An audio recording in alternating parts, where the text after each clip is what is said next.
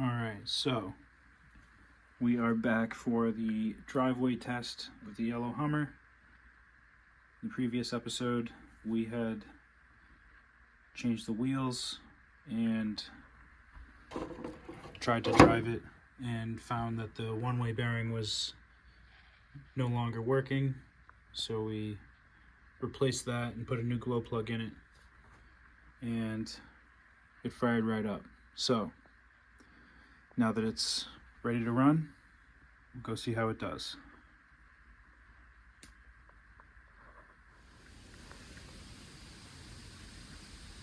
It's so nice out. This thing looks good in the sun. Excited to see how these tires do.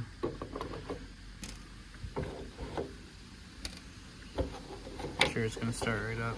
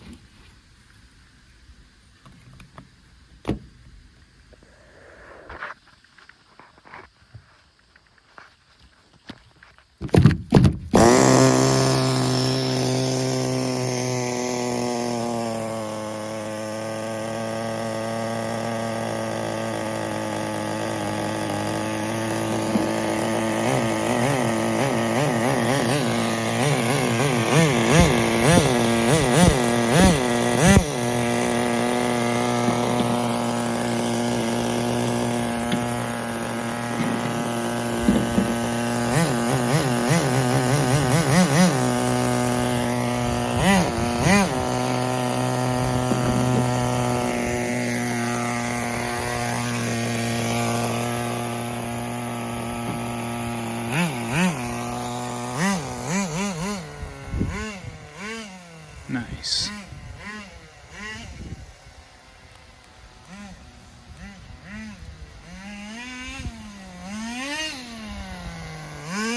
This one's much quieter with the plastic pipe.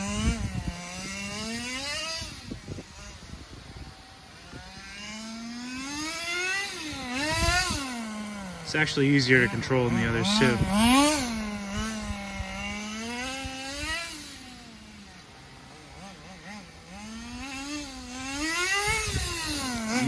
I'm glad I opted for the foams instead of the drift wheels. Save those for something else.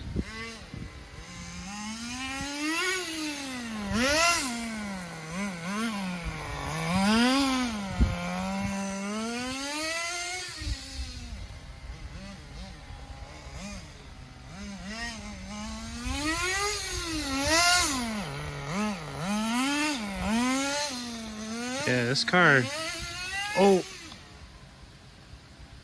I don't know what just happened there. I just full throttled. Hold on.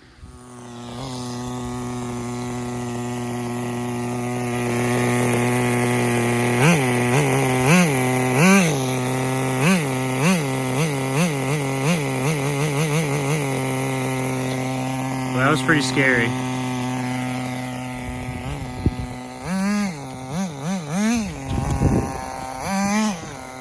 Yeah, that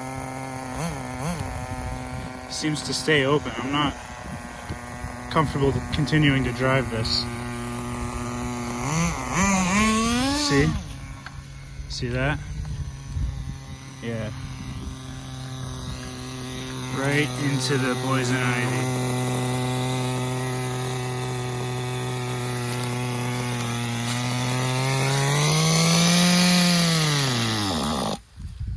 Perfect. Right into the poison ivy. So, that didn't go quite as expected. Unfortunately, gonna have to replace that throttle servo. One of the things you run into with these old vintage nitros. I do feel confident in the steering servo though. but when this was glitching during the bench test, I should have been a little more aware that it might need to just be replaced. So that's what we'll need to do. But at least we got it running. So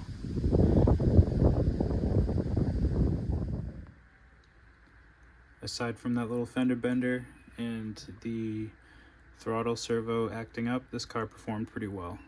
I noticed that there wasn't any leaks from the tank. This one has an O-ring, so it's a little more secure. I noticed that there's not much oil coming from around the engine. I think the engine's pretty good. Can't go wrong with an old Thunder Tiger.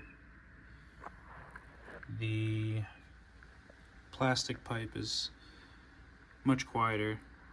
I like the Thunder Tiger logo on there. So that's good.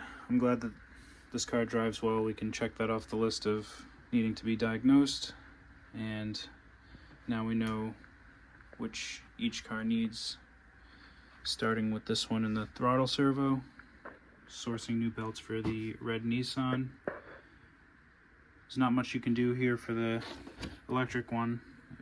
The gearing kind of is what it is. You have to move the motor down. It'd be basically at ground level. There's not much adjustment you can do there, so it is what it is with that one. And for the blue Ferrari, needs a new fuel tank cap, and likewise with the red Cadillac. So that's actually partially why I do these videos, is so that way I can refer back and know what I did last and where I left off, so I can pick up without having to guess. Obviously I've done these cars before, but I didn't do any documentation, so this was basically starting from scratch. And yeah, so another thing, a little Easter egg, these 3 hooks are usually what I hang the parts that are going to be going on my next projects for.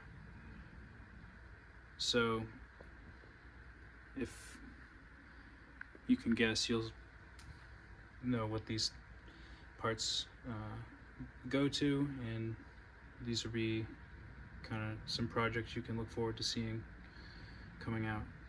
And if you guys follow my Instagram at @zchamberlain or z_chamberlain, see some pictures of what the projects are. I usually post there before I put them on YouTube, and that way you can also kind of see ahead of time what will be coming up. So I just figured I'd mention that. There's some cool photos and some cool music on there, so check that out if you'd like.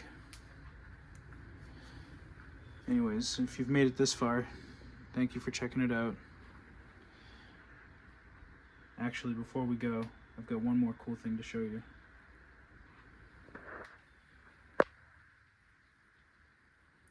I was looking for my road map, and I had to dig into the nitro literature stash, and fortunately I found it, so I decided to just tuck it in here with the parts. Here we go.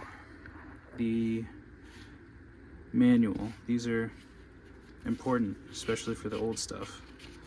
For parts numbers. Try to make it so that if you need to see any of this stuff, you can pause it and screenshot for numbers.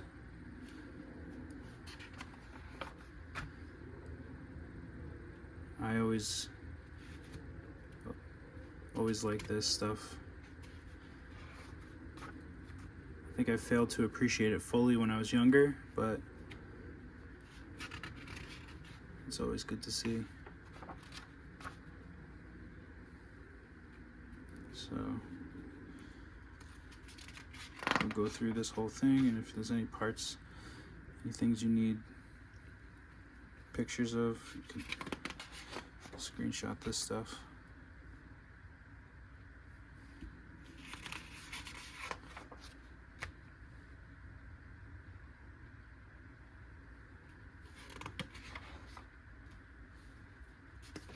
There's There's a body manual that came with one of them. I didn't have this body, but I do have a couple of HPI Alfa Romeos without any stickers or masks. But these are cool here. This is the most important.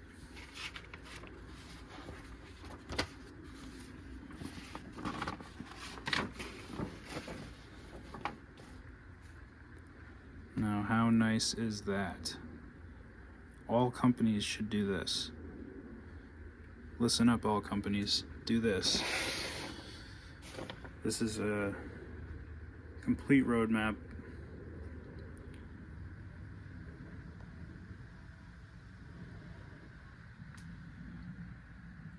Every nook and cranny here.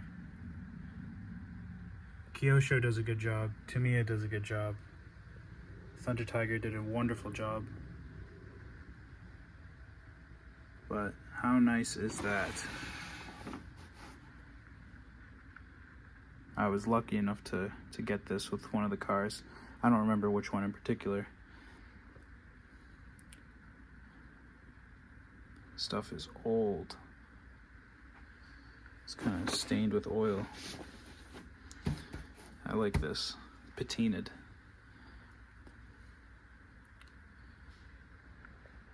It's like, oh, you know what? You know what? We gotta crack into this box. I gotta make sure. I mean, I've already been in here. I'm gonna fold this up. But I don't know if these belts are dried and cracked out.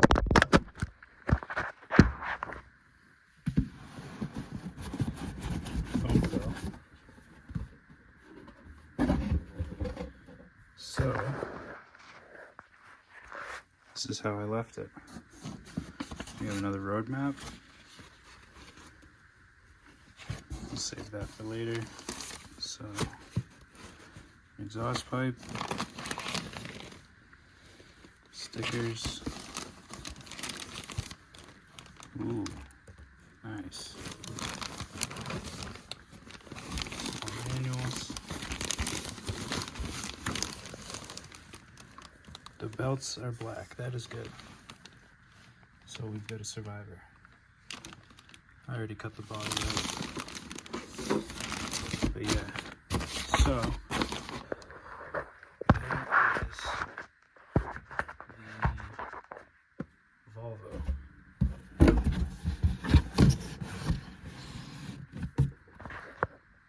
These cars are really nice and they drive